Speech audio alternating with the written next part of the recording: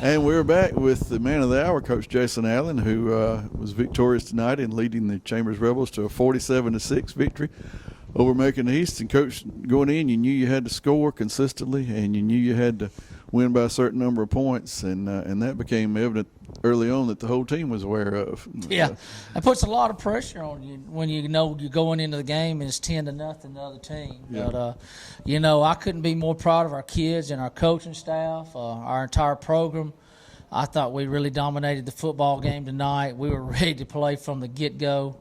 We scored the first play of the game, and then I think it was on then. And just a great night to be a Rebel. It was a huge crowd here. Our people didn't quit supporting us just because we stumbled and lost one last week. And our kids didn't quit believing in what we are and what we do. And, we probably took a little different approach tonight. We didn't throw the ball as much as we have.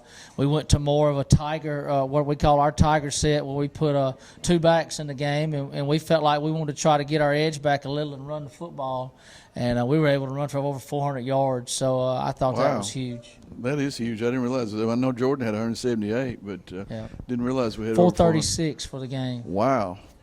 Yeah, you run the length of the football field 4.5 times. You're pretty well going to do some stuff. You should win. Yeah, and I was really proud of the way our defense played, Calvin.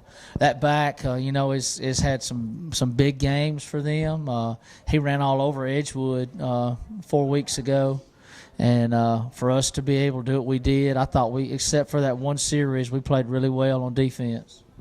Well, and that was kind of a weird series because you had penalties going both ways and all kind of stuff was going on, and the guy just got loose on an option and was able to slip in there. But really the only danger there was his first drive of the second half, and you didn't want momentum to shift, but we took the ball and took it right down the field.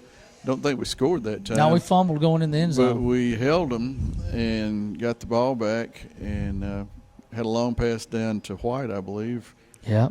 And able to score. And from there on out, once we scored that first touchdown in the second half, you could kind of tell that we were going to be able to hang on to a 10-point victory. Yeah.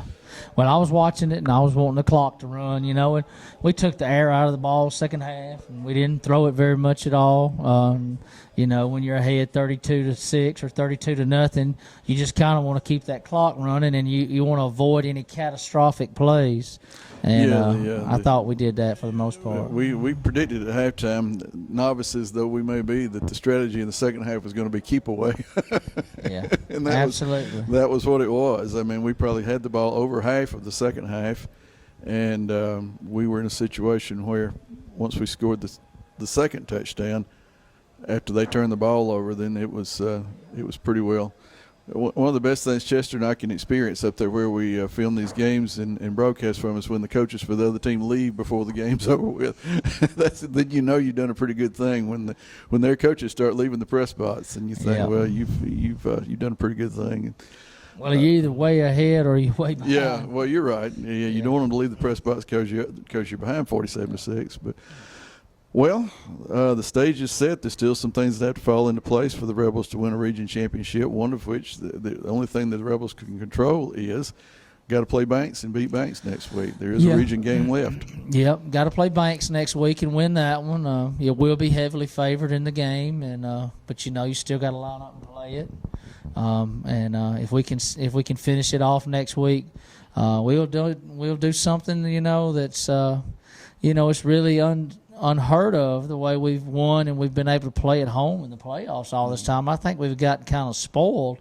So when we got beat last week, I felt a lot of pressure this past week. Not only, first of all, just to play better, but knowing that we could still win the game and still not even get to host a playoff game. So, this game was big for us. I probably wasn't the most pleasant guy to be around at home this week. I watched a lot of film on these guys. We won't interview Mindy. Yeah, we'll do you a favor. But, our kids, our coaching staff were really zoned in on what we needed to accomplish. And there was a lot of pressure on us, I think. And, to be able to come out that hot off to a good start tells me that the pressure didn't bother our kids. And, when our team is focused and ready to play, we got a chance to do some really special things. Yeah, best thing that may have happened to you all night was losing the toss. Yeah. Maybe Although so. you probably would have taken the ball Well, anyway. we were going to defer. No, we Oh, were going really? to defer and play defense, but Well, that first play touchdown, I mean, that just that you almost felt the game swing over to Chambers immediately, and you could even sense it from their coaches in the press box. And then we held them and went back and scored again, and from that point on, you could really feel it because we were 2 for 2 on scoring drives and ended up, I think, 3 for 3 before we finally didn't score. If it had a punt, or maybe 3 out of 4 when we finally had a punt, but. Just a total dominating victory. And we'll have at least one home playoff game. Of course, we'll find out next week whether we'll host throughout the playoffs. A couple of different scenarios that could work out that, we didn't think there was any way we could come in second when we talked last night, but there is kind of a peculiar way we can come in second. Yeah, I think if Springwood were to beat Macon East. Yeah, that's possible. Yes, that's correct. Yeah, Springwood's at Macon East next week. If Springwood were to win, then Macon East would fall out of the three-way tie, and it would go head-to-head with us and Edgewood, which would put Edgewood first and us second. Correct. And all that talk we did about we can't finish second, none of us thought about that option, I guess. Yeah. We were worried about the 10-point tiebreaker. Yeah. But if Macon East at home takes care of business and the three-way tie continues, and if Chambers takes care of business, beats Banks, and again, I believe Edgewood may be finished, then we're in a situation where it's the three-way tie, and unless we all have misread the rules terribly, we think we won the tiebreaker tonight. So. Yes, that's what I read, for sure. Media's just driving you crazy already wanting to interview. Yeah, it's a great night. I feel a lot. Our team feels a lot of pressure. I think lifted off their shoulders, and we kind of dug ourselves a hole, and we had to dig our way out. And we're still not through digging our way out. We got to win next week, but I think this was by far the most the toughest challenge left in our region.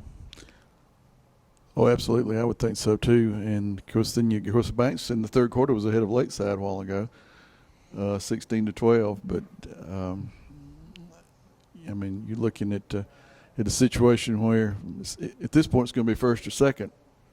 I don't see any way to go to third. No. So it'll either be first or second for the Rebels, and which means one home playoff game. And that makes your cheer coach, who is closely related to me, happy because the day after the first round of playoffs, the cheerleaders have to compete for a state championship. Absolutely. So she told me after the game that she had threatened to do bodily harm to your seniors if they made her go on the road for a playoff game. So so she's happy, and believe me, when Emily's happy, I'm happy because sometimes. But anyway, we won't get into that. I might get myself in trouble, and she might do bodily harm to me. But it's a great night for the Chambers Rebels. Another home game at Torbert Field. Then we'll go down to Laverne to play Crenshaw, and we'll come back to Torbert Field for a playoff game, and then we'll see where we head. So the stage is kind of set. Absolutely. It's been a great year so far. It's really nice to get back in the win column, and appreciate you guys. Appreciate the crowd that was tremendous tonight.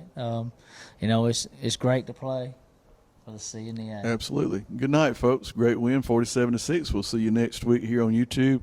And next week at Torbert Field as Chambers hosts the Banks Jets. Is that right? The Banks Jets. The Banks Jets. Good night. God bless.